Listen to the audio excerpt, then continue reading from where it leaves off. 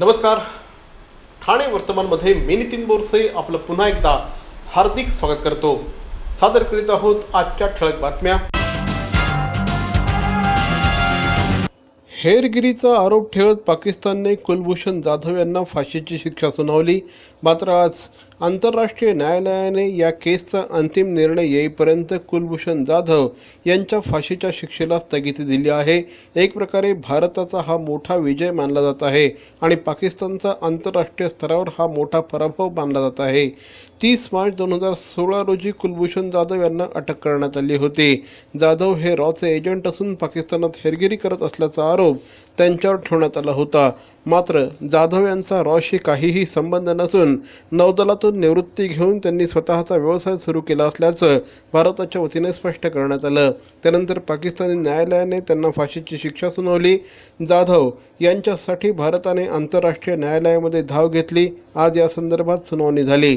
यावेळी 2008 साली झालेल्या व्हिएन्ना कराराचं पाकिस्तानने पालन करावं, तसंच या प्रकाराचा अंतिम निकाल लागेपर्यंत कुलभूषण जाधव यांना फाशी देऊ नये, तसंच जाधव यांना कायदेशीर मदत मिळणं हा त्यांचा अधिकार असल्याची भूमिका आंतरराष्ट्रीय न्यायालयाने घेतली आहे.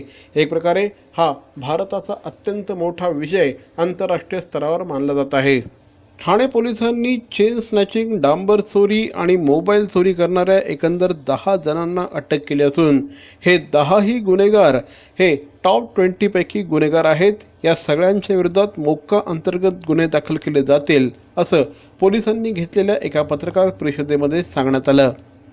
भिवंडी परिसरात राहणाऱ्या 2 जणांना चेन स्नॅचिंग आणि मोबाईल स्नॅचिंगच्या संदर्भात अटक करण्यात आली असून त्यांनी केलेले आत्तापर्यंतचे 13 गुन्हे उघडकीस आले आहेत. या 2 जणांकडून 400 ग्रॅम वजनाचे 11 लाख रुपयांचे दागिने जप्त करण्यात आले असल्याची माहिती या पत्रकार परिषदेत पोलिसांच्या वतीने देण्यात आली. त्याचप्रमाणे भिवंडी परिसरातील 3 जणांच्या टोळक्याला अटक करण्यात आली आहे. या टोळक्याच्या माध्यमातून मोबाईल चोरी मोठ्या प्रमाणात होत असे. ठाणे, भिवंडी, उल्हासनगर, डोंबिवली भागामध्ये त्यांनी मोठ्या प्रमाणात गुन्हे केले होते.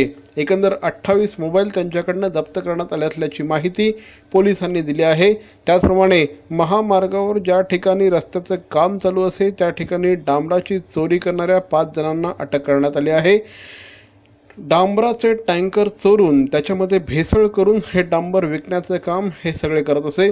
त्यांच्याकडनं एकंदर 70 लाख रुपयांचा ऐवज पोलिसांनी जप्त केला असल्याची माहिती पोलिसांच्या वतीने देण्यात आली. हे सगळे पोलिसांच्या लिस्टमधले टॉप 20 मधले गुन्हेगार आहेत आणि आता त्यांच्यावर मोक्का अंतर्गत गुन्हे दाखल करण्यात येणार असल्याची माहिती पोलिसांच्या वतीने देण्यात आली आहे.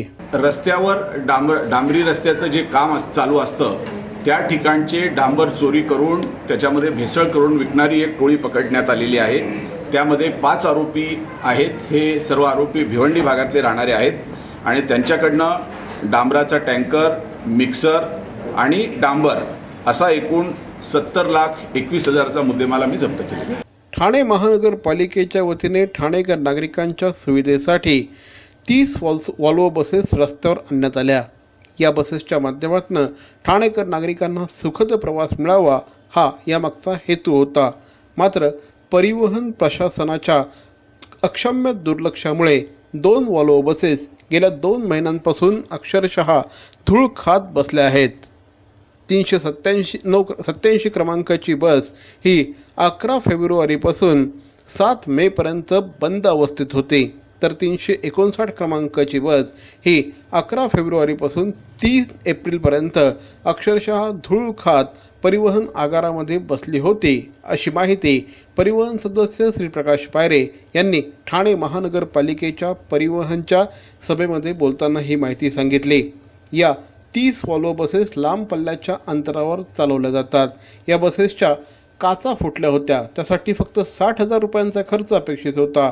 मात्र हा 60,000 रुपयांचा खर्च करण्यासाठी परिवहनला तब्बल 2 महिन्यांचा कालावधी लागला. या कालावधीमध्ये नागरिकांना सेवा सुविधा मिळाल्या नाहीतच, मात्र त्याचबरोबर नागरिकांची मोठ्या प्रमाणात गैरसोय देखील झाली आणि परिवहनचं उत्पन्न देखील बुडालं, असा आरोप प्रकाश पायरे यांनी केला आहे. या संदर्भामध्ये चर्चा करून तोडगा काढू असं परिवहनचे प्रभारी व्यवस्थापक श्री संदीप माळवी यांनी म्हटलं आहे. रोटरी क्लब ऑफ वागळे इस्टेटच्या वतीने डॉक्टर अमृता शरद कोळी यांचं ॲक्वाथेरपी या विषयावर व्याख्यानाचं आयोजन नुकतंच करण्यात आलं होतं. कार्यक्रमाच्या अध्यक्षस्थानी डॉक्टर सुनील कातकडे हे उपस्थित होते. ॲक्वाथेरपी ही गेल्या काही वर्षांमध्ये झपाट्याने पुढे आलेली थेरपी आहे. पाण्यामध्ये विविध प्रकारच्या एक्झरसाइजेस देऊन त्याचप्रमाणे थेरपी देऊन विविध आजार असलेल्या पेशंट्सना या थेरपीद्वारे बरं करता येऊ शकतं. त्यामध्ये paralysis, weight reduction, joint and muscle pain, special children's, Parkinson's अशा प्रकारच्या आजारांवर या संपूर्ण थेरपीद्वारे निश्चितपणे चांगले परिणाम दिसून येऊ शकतात, असं डॉक्टर अमृता शरद कोळी यांनी ठाणे वर्तमानशी बोलताना सांगितलं. ॲक्वा एरोबिक, वात्सू, त्याचप्रमाणे रिंग थेरपी आदी 5 विविध प्रकारांद्वारे ही थेरपी पेशंट्सना देण्यात येते. या थेरपीद्वारे पेशंट्सना मोठ्या प्रमाणात फायदा होऊ शकतो, असं देखील डॉक्टर अमृता शरद कोळी यांनी सांगितलं. निसर्गातल्या कणाकणात ईश्वराचा वास, फुला फुलातून दरवळणारा मोहक मंद सुवास, याच सुगंधातून वसे पूर्णत्वाचा ध्यास. देवभक्ती अगरबत्ती दे आनंद हमखास. विविध सुगंधात उपलब्ध पितांबरी देवभक्ती अगरबत्ती आजच आणा घरात. बस बस रोक दो. कितने हुए भाई साहब? सर 55 रुपये. 55 रुपये? हाँ ये लीजिए. सर छुट्टे नहीं हैं. छुट्टी तो मेरे पास भी नहीं है. तो एक काम कीजिए सर, यूपीआई के किसी भी एप्लीकेशन से आप पे कर दीजिए. मेरा वर्चुअल आईडी पीछे लिखा हुआ है. अच्छा ओके ओके.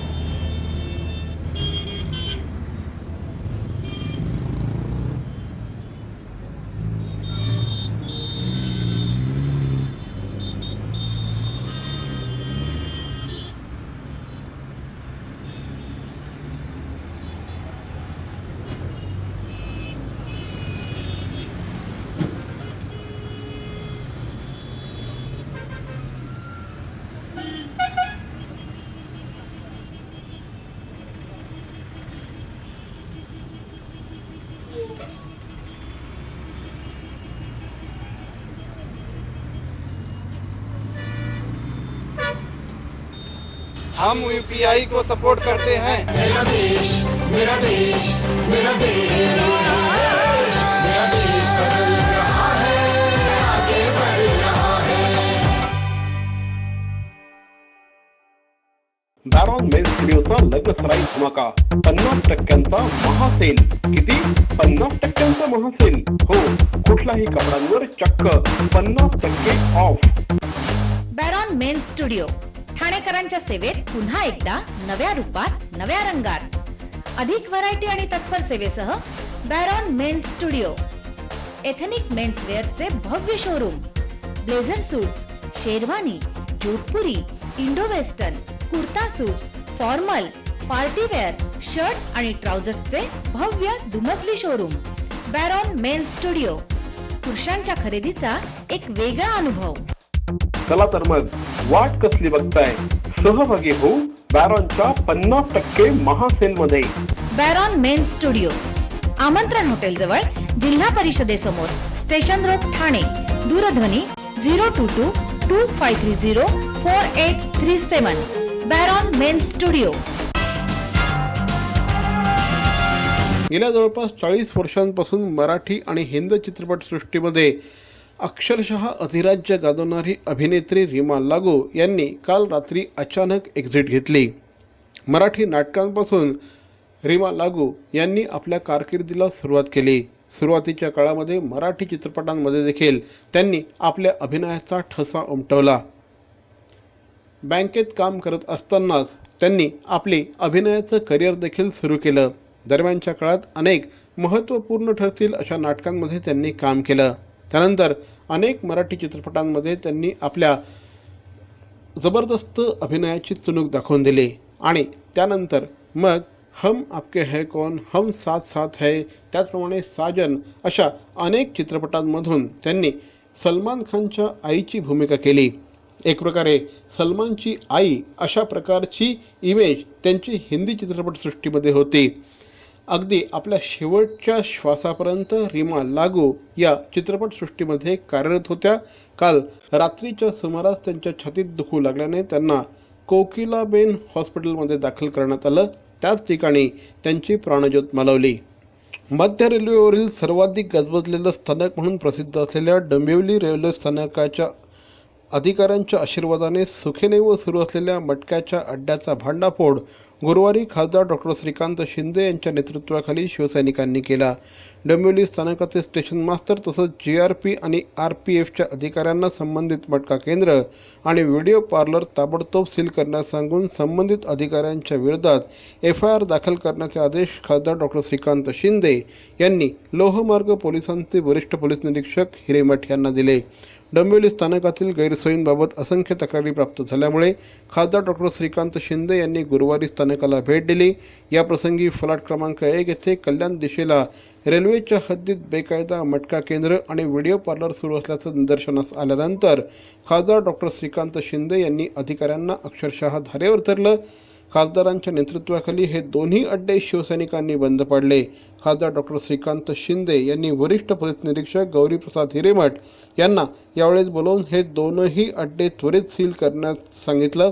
RPFचे वरिष्ठ पोलीस निरीक्षक मिश्रा, GRPFचे सहाय्यक पोलीस निरीक्षक डोळे आणि स्टेशन मास्तर OP करोठिया यांच्या विरोधात FIR दाखल करण्याचे निर्देश देखील यावेळेस खासदारांनी दिले.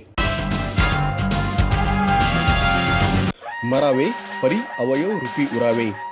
अवयव दानाचा हाच संदेश जनसामान्यांपर्यंत पोहोचवण्याचा संकल्प घेऊन निघाले आहेत ज्येष्ठ समाजसेवक माननीय नानजीभाई खिमजीभाई ठक्कर ठाणावाला. त्याचसाठी काढण्यात आली एक भव्य दिव्य रॅली. अवयव दानासाठी सुरू आहेत ठिकठिकाणी जनजागृती सभा. लक्षात ठेवा, आपला अवयव दानाचा संकल्प वाचवू शकतो कुणाचे तरी प्राण, दूर करू शकतो कुणाचं तरी अपंगत्व अगदी कायमचं, फुलवू शकतो अनेकांच्या संसारात सुखाचे बगीचे. अवयवदानाच्या या महायज्ञात सहभागी व्हा. समाजरत्न श्री नानजीभाई खिमजीभाई ठक्कर ठाणावाला यांच्या पुढाकाराने जनहितार्थ प्रकाशित. अहो, आपण आपलं घर स्वच्छ सुंदर नीटनेटकं ठेवतो ना, मग आपण आपल्या शहराच्या बाबतीत उदासीन का? आपलं शहर स्वच्छ सुंदर आणि नीटनेटकं ठेवणं ही आपली जबाबदारी आहे, हो ना? मग उचला फोन आणि विना परवाना होर्डिंग्स बॅनर्स कुठे दिसले तर 1800-222-108 या टोल फ्री क्रमांकावर कळवा किंवा 7506946-155 या भ्रमणध्वनीद्वारे आपली तक्रार नोंदवा किंवा महापालिकेने तयार केलेल्या स्टार ग्रेड ॲप्लिकेशनद्वारे आपली तक्रार नोंदवा. त्याची दखल त्वरित घेतली जाईल. लक्षात घ्या, आपला छोटासा सहभाग आपलं शहर स्वच्छ सुंदर आणि नेटनेटकं बनवू शकतो. जसं आपलं घर तसं आपलं ठाणे शहर.